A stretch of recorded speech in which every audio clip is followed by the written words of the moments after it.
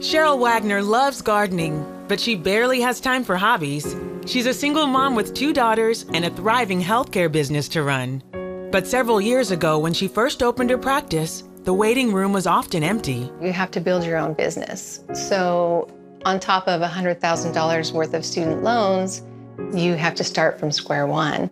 Sheryl was also rebuilding her personal life and finances after a divorce. I had about $3,000 on credit card. I owed $6,000 on my car and about $100,000 in student loans. Couldn't sleep, wondering how I was going to pay everything.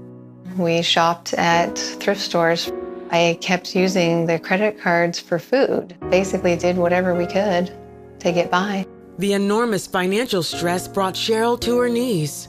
She rededicated her life to Jesus Christ. When I came back to the Lord, I wanted to make sure that I came back fully and that I followed everything that was in the Bible, including parts about tithing. She also joined the 700 Club. Sheryl says the 700 Club gave her comfort during sleepless nights.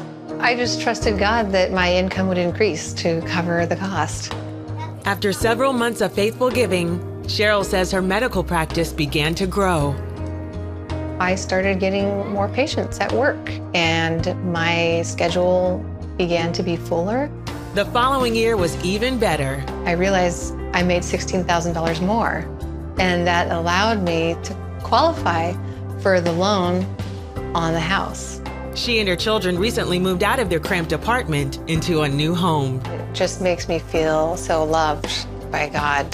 Now that I can provide for my daughters and the things that they need, I feel so much joy in being the mother that I always wanted to be. Her youngest daughter loves CBN's Superbook. My favorite Superbook is Revelation because it tells things that haven't really happened yet and shows you how God can save us.